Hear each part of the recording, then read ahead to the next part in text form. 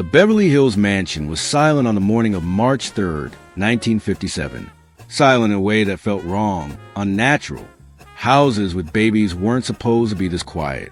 But this house had lost something more fundamental than sound. It had lost its heartbeat. Dean Martin stood in the nursery doorway at 6:47 a.m., still wearing yesterday's clothes. He hadn't slept, couldn't sleep. Every time he closed his eyes, he saw her, Catherine, his wife, the woman who'd laughed at his jokes even when they weren't funny, who'd believed in him when he was just another kid from Steubenville, Ohio, trying to make it in Hollywood.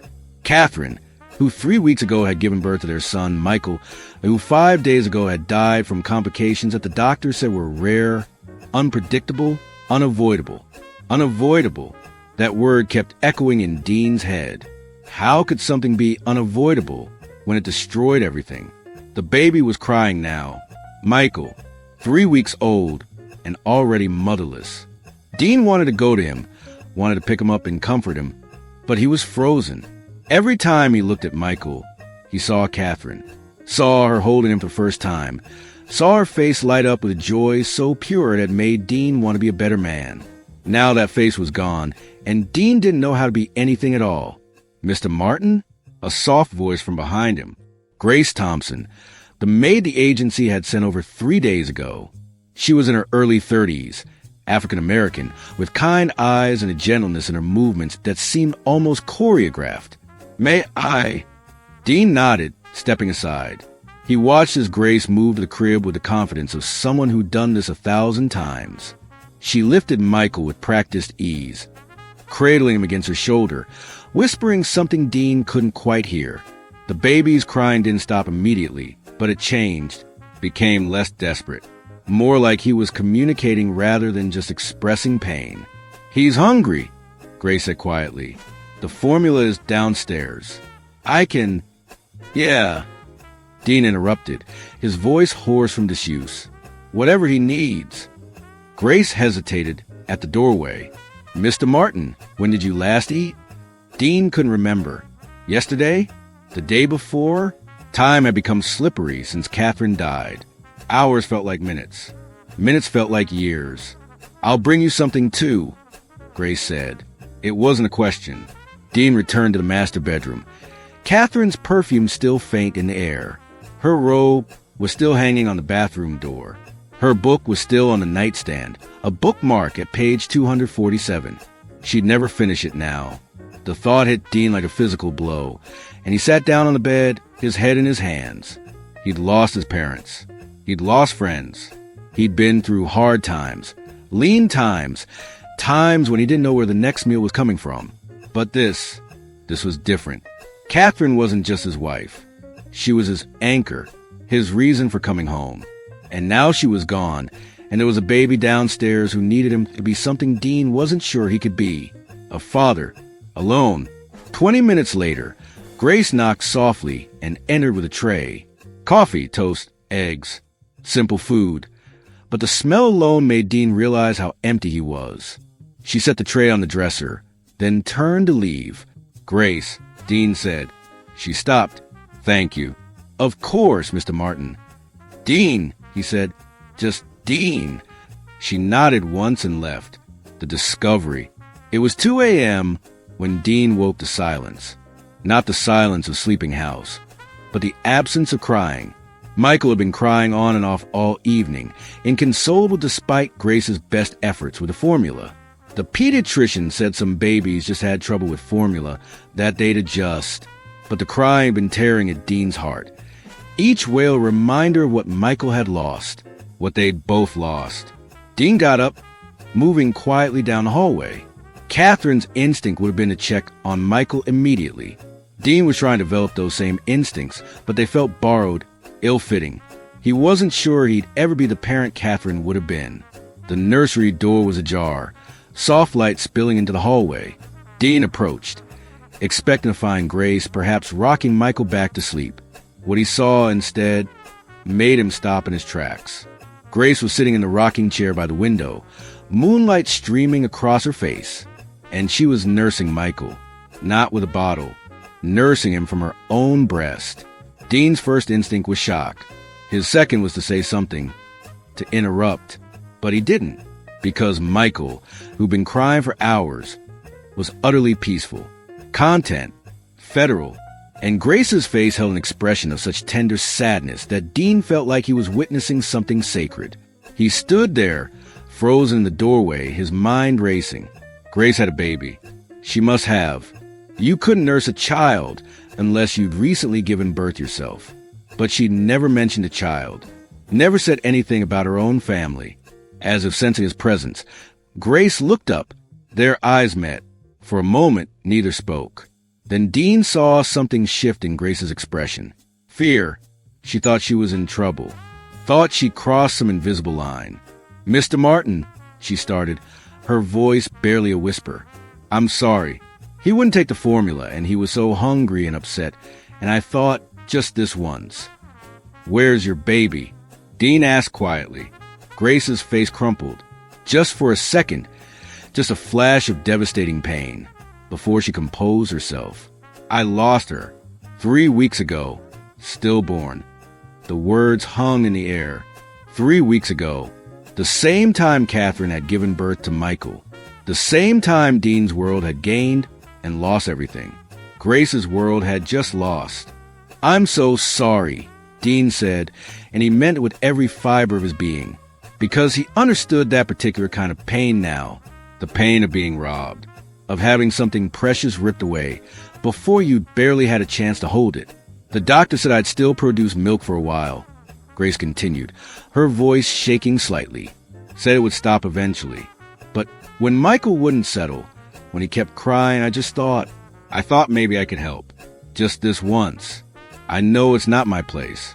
I know it's inappropriate. But he was so hungry, Mr. Martin, and I—" "What was her name?" Dean interrupted gently. "Your daughter." Grace looked at him, surprise evident on her face. "Hope. I named her Hope." "Hope," Dean repeated. "That's beautiful." He walked into the room, sitting down on the ottoman across from a rocking chair. Michael was still nursing, one tiny hand resting against Grace's chest, utterly at peace. "Grace, where's your husband?" "The father?" Her jaw tightened. "Gone. He left when I was 6 months along. Said he didn't sign up for this. Said he had opportunities in Chicago, and a baby would just slow him down." She paused. "When Hope died, I thought maybe it was God's way of telling me he was right, that I wasn't meant to be a mother." "That's not true," Dean said firmly. "God doesn't work like that. Bad things just happen sometimes. Random. Cool. Unfair." He was talking about Hope, but he was also talking about Catherine, about the absurd injustice of losing someone you love for no good reason at all. "I should have told you," Grace said. "About Hope, about the nursing. But I needed this job, Mr. Martin. The agency would have considered me unstable if they'd known. Said I couldn't be trusted around other people's babies when I just lost my own. But I promise you, I'm not trying to replace her. I'm not trying to pretend Michael is mine. I just wanted to help him." Dean looked at his son, so peaceful in Grace's arms. He thought about the hours of crying, the formula that Michael refused, the helplessness Dean had felt, unable to comfort his own child. "Can you keep doing it?" Dean asked. Grace blinked. "Sir," nursing him. "Can you keep doing it? If he needs it." "Mr. Martin, that's highly unusual. People would talk. Your family, the neighbors, Hollywood. A white baby being nursed by a black woman, it's—" "I don't care what people say," Dean interrupted. "Michael needs food. You can give it to him. That seems pretty simple to me." "It's not simple," Grace said quietly. "Not in 1957. Not in Beverly Hills. Not with who you are." Dean knew she was right. He'd seen enough of Hollywood, enough of America, to know that what he was suggesting would cause problems. Big problems. But as he sat there looking at his peaceful son, he found he didn't care. "Grace, my wife died 5 days ago. My son is 3 weeks old. Simple is all I can handle right now. Michael needs to eat. You can feed him. Everything else is just noise." The confrontation. The first person to notice was Dean's mother-in-law, Margaret. She arrived unannounced on a Tuesday afternoon, sweeping into the house with the air of someone who owned it. In her mind, she probably did. Her daughter had married Dean, had given him a son, and now she was gone. Margaret saw herself as a protector of Catherine's legacy. "Where's my grandson?" she demanded, barely acknowledging Grace as she passed her in the hallway. "He's napping, Mrs. Patterson," Grace said politely. "He should be up and about." "I'll wake him," Margaret said. "I've driven all the way from Pasadena. I'm not waiting." Dean appeared at the top of the stairs. "Leave him, Margaret. He just went down 20 minutes ago." Margaret turned, her face already set in the expression Dean had come to know well. Righteous disapproval. "Dean, we need to talk. About the arrangements." "What arrangements?" "For Michael. You can't possibly think you can raise him alone. You're working, you're grieving. You need family. I've spoken with my sister in Connecticut, and she's agreed to take Michael until you get back on your feet." Dean descended the stairs slowly. "Michael's not going to Connecticut. Don't be stubborn. You're not equipped for this. You need help." "I have help." "Grace is." "The maid." Margaret's voice dripped with disdain. "Dean, she's not family. She's hired help. And frankly, I'm not comfortable with her having so much access to Michael. I've heard things." Dean's voice went cold. "What things?" Margaret glanced at Grace, who stood motionless in the hallway, her face carefully neutral. "Perhaps we should discuss this privately." "No," Dean said. "Say what you have to say." Margaret's lips thinned. "Fine. I've been told by several reliable sources that your maid has been nursing Michael, actually nursing him. Is that true?" The silence was deafening. Dean met Margaret's gaze steadily. "Yes." "My God," Margaret breathed. "Dean, do you understand how inappropriate that is? How unsanitary? How?" "How what?" Dean interrupted. "How helpful. How kind. How much Michael needed it, because he wouldn't take formula. There are wet nurses, Dean, professional services, white women who charge money I don't have right now." Dean shot back. "Who don't live in? Who wouldn't be here at 2 a.m. when Michael is screaming? Margaret, Grace lost her own baby 3 weeks ago, the same week Michael was born. She's helping my son because she's a good person with a kind heart, and I won't let you or anyone else make that into something dirty." Margaret's face had gone pale. "You're making a mistake. People are already talking. Do you know what they're saying? That you've got some kind of inappropriate relationship with your maid. That you're disrespecting Catherine's memory by keeping this woman in the house. Catherine would have wanted Michael fed and cared for," Dean said quietly. "She wouldn't have cared who was doing it as long as it was done with love. Catherine would have wanted her son raised properly." Margaret's voice rose. "Not by some woman who—" "Mrs. Patterson," Grace spoke up, her voice calm but firm. "I understand your concerns, but I promise you, I'm only trying to help Michael. Nothing more." Margaret turned on her.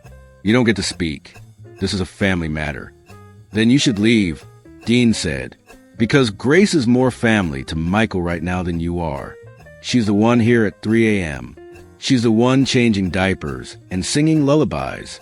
She's the one making sure my son survives while I figure out how to be a father without a wife." "I'm calling my lawyer," Margaret said, her voice shaking. "I'm going to petition for custody. A judge will see reason even if you won't." "Do what you have to do," Dean said tiredly. "But Michael stays here. With me. With Grace. And anyone who has a problem with that can leave." Margaret left, slamming the door hard enough to wake Michael. His crying started immediately. Dean and Grace stood in the hallway, the weight of what had just happened settling over them. "Mr. Martin," Grace said quietly, "maybe she's right. Maybe I should—" "Don't," Dean interrupted. "Don't you dare say you should leave. Michael needs you. I need you. And I'm not going to let small-minded people dictate how I raise my son." Grace looked at him, tears in her eyes.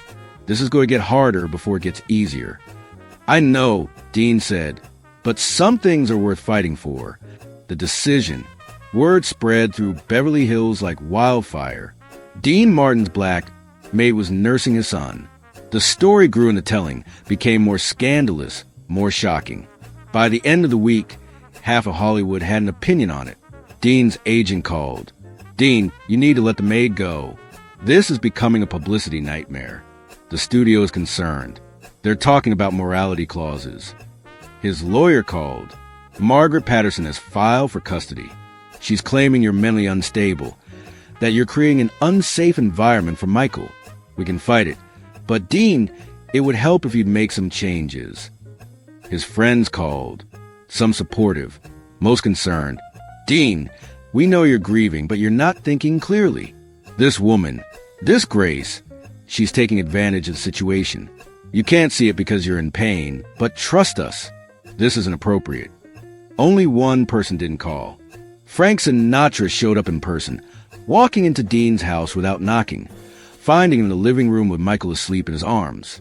"You got the whole town talking, Pally," Frank said, sitting down across from Dean. "Yeah, I've heard.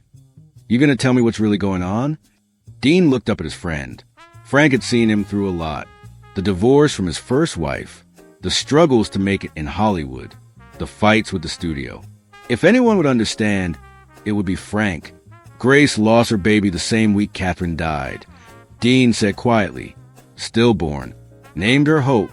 Now she's helping Michael survive by nursing him because he won't take formula. That's it. That's the whole scandalous story. Frank was quiet for a long moment. "And you're okay with this? Really okay?" "Frank, I wake up every morning, and I don't know how I'm going to make it through the day. I don't know how to be a father without Catherine. I don't know how to raise a son alone. But Grace does know. She knows how to comfort him. She knows what he needs.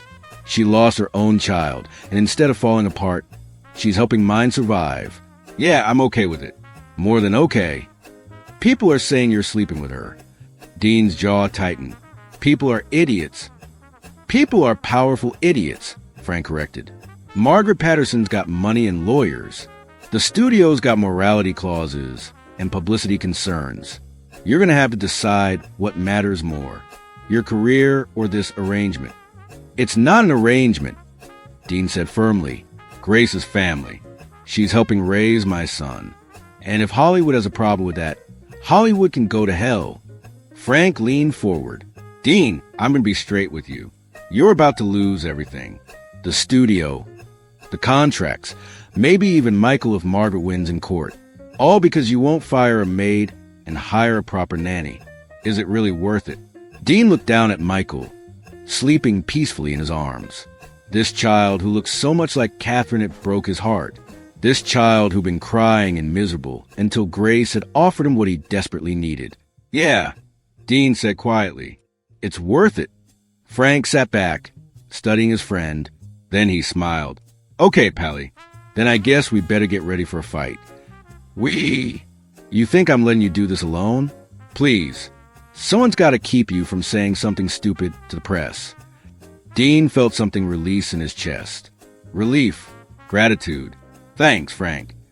Don't mention it. But Dean, you're going to have to go public with this.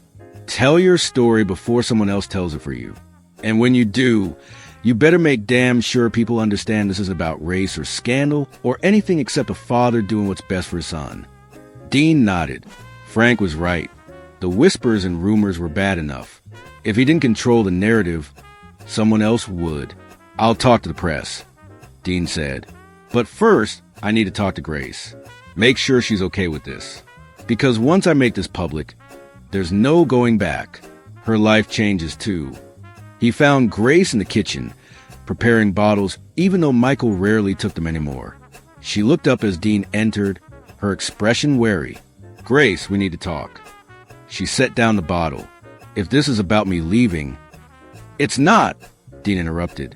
"It's about me going public. Telling the newspapers the truth about why you're here, what you're doing for Michael. But before I do that, I need to know you're okay with it. Because this affects your life too. Your reputation. Your future." Grace was quiet for a long moment. "Mr. Martin, I'm a 32-year-old black woman who lost her baby and her husband in the span of 3 months. My reputation was already gone. My future was already uncertain. But these past 3 weeks, Caring for Michael, helping you. It's given me something I thought I'd lost. Purpose, a reason to wake up. She paused, her eyes meeting his. So yes, I'm okay with it. Because the truth is always better than lies. And the truth is that I love that baby like he was my own. Not because I'm trying to replace hope, but because loving someone, caring for someone, that's what helps us heal. Dean felt his throat tighten. Thank you, Grace, for everything. For Michael, for being here when we needed you most. Where else would I be? She asked simply. The community backlash. The article ran in the Los Angeles Times on a Saturday morning. Dean had given an exclusive interview, telling the entire story. Catherine's death, Hope's death, Grace's kindness, Michael's needs. He'd been honest, emotional, unflinching. The headline read, Dean Martin defends controversial childcare decision. My son's needs come first. The response was immediate and overwhelming. By noon, there were protesters outside Dean's house. Not many, maybe 20 people, but they carried signs. Protect white children. Unnatural arrangements. Fire the Maid. By evening, the number had doubled. Someone threw a brick through the living room window. The police came, dispersed the crowd, but promised nothing. Free speech, they said, can't do much about people expressing their opinions. The hate mail started arriving in bundles. Dozens of letters, most unsigned, all vicious. Some threatened Grace. Some threatened Michael. A few threatened Dean's career, promising to boycott his films, his music, anything with his name on it. But there were other letters too. Letters from mothers who'd lost children. Letters from fathers raising kids alone. Letters from people who said Dean was doing the right thing, the brave thing. These letters were fewer, but they mattered more. The studio called an emergency meeting. Dean sat across from 3 executives, all of them looking grave. Dean, we need you to issue a retraction, the senior executive said. Say you were emotional, not thinking clearly. Let the maid go. Hire a traditional nanny, and let's move past this. No, Dean said simply, you're under contract. We have a morality clause. This situation could be interpreted as a violation. How? Dean demanded. By taking care of my son? By letting a qualified, caring woman help him survive? What exactly is immoral about that? You know what it is.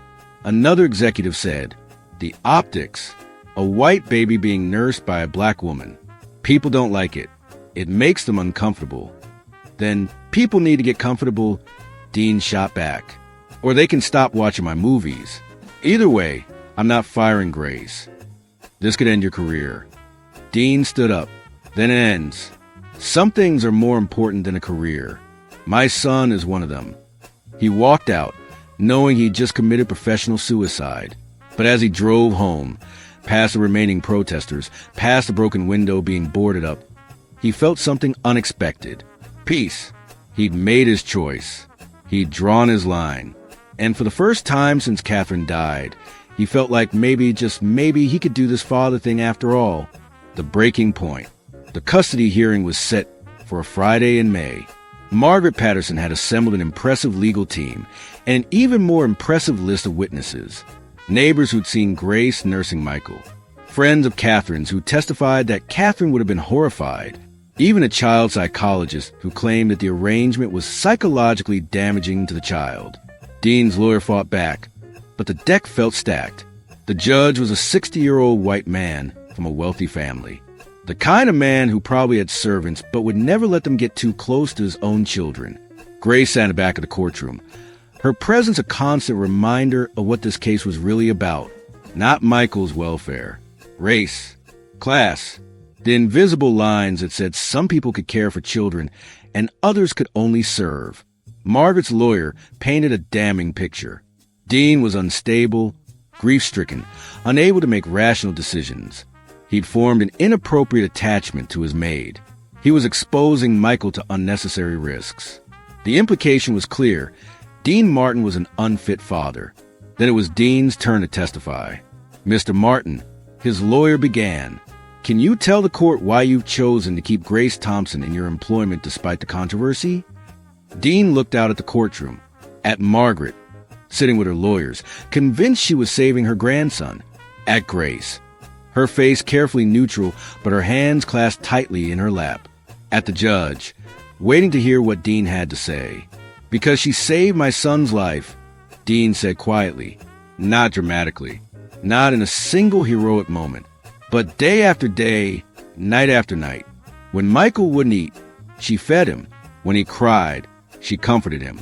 When I didn't know what to do, when I was drowning in grief and fear and the terrible responsibility of raising a child alone, she was there. He paused. Grace lost her own daughter the same week Michael was born. She had every reason to fall apart, to leave, to focus on her own pain. Instead, she chose to help me with mine. She chose to love my son when she was still grieving the loss of her own child. That's not inappropriate. That's not dangerous. That's heroic. But the nursing, Margaret's lawyer interjected. Surely you must see how unusual that is. I see how loving it is, Dean countered. I see a woman using her own body to nourish a hungry child. How is that different from any mother nursing her baby? Because Grace's skin is darker than Michael's? Because she's paid to be in my house? Those are just excuses. The real issue here is that some people can't accept that a black woman could be family. The courtroom erupted. The judge banged his gavel, calling for order. Mr. Martin, the judge said sternly, this is not about race. With respect, Your Honor, it's entirely about race. If Grace were white, we wouldn't be here. If she were my sister or my cousin, nursing Michael would be seen as natural, loving, family helping family. But because she's black and I employed her, suddenly it's scandalous. Suddenly it's evidence of poor judgment. Dean turned to face Margaret directly. You say you want what's best for Michael. So do I. And what's best for him is stability, love, care. Grace provides all of that. She's been there every single day since Catherine died. She's a constant in Michael's life. And you want to take that away from him because it makes you uncomfortable? Because it doesn't fit your idea of how things should be. I want my grandson raised properly. Margaret shot back. He is being raised properly, Dean said, with love, with attention, with someone who cares about him more than appearances or what the neighbors think. The judge banged his gavel again. That's enough. I'll make my decision and deliver it next week. The stand, the week waiting for the judge's decision, was agonizing. Dean couldn't sleep, couldn't eat, spent hours just holding Michael, terrified that these might be his last days with his son. Grace continued working, but there was a sadness in her eyes that hadn't been there before. She'd testified, too, had been cross-examined about her background, her dead daughter, her failed marriage. They'd tried to paint her as damaged, desperate, clinging to Michael as a replacement for hope. She'd handled it with dignity. But Dean could see it had cost her. On Wednesday, 3 days before the decision was due, Dean got a call from Frank. Turn on the television, Frank said. Channel 7. Now. Dean did. The news was showing footage from that morning. A protest outside the courthouse, but not the kind Dean had seen before. This protest was different. Dozens of people, black and white, holding signs. Let Dean parent. Love has no color. Grace Thompson is a hero. The news anchor was interviewing a young black woman holding a baby. I'm a mother, she was saying into the camera. And if something happened to me, if I died and my baby needed someone, I'd want them to have exactly what Dean Martin is providing. Someone who cares. Someone who loves them. I don't care what color that person is. I care that my baby survives. Another woman stepped forward, older, white. I'm a nurse. I've worked in pediatrics for 30 years. What Grace Thompson is doing is medically sound, emotionally healthy, and exactly what that baby needs. The only people who have a problem with it are people who care more about race than children. The coverage continued. More interviews. More supporters. The tide was turning. How did this happen? Dean asked Frank. I made some calls, Frank said. Talked to some friends. Told them your story. Turns out people are tired of the old rules, Dean. They're ready for something different. They're ready for love to matter more than color. Dean felt tears on his face. Thank you, Frank. Don't thank me yet. The judge still has a rule. But at least now he knows he won't be alone if he does the right thing. The decision came on Friday at 2 p.m. Dean, his lawyer Grace, and Margaret all stood as the judge entered. "I've given this case considerable thought," the judge began. "The facts are unusual, the circumstances unprecedented. I've had to weigh legal precedent against common sense, tradition against necessity." Dean held his breath. After careful consideration, the judge continued, "I find that Michael Martin is best served remaining in his father's custody. Dean Martin has demonstrated a commitment to his son's welfare that goes beyond convention. He has prioritized Michael's needs over his career, his reputation, and social acceptance. That is precisely what a good parent does." Margaret gasped. Dean felt his knees go weak.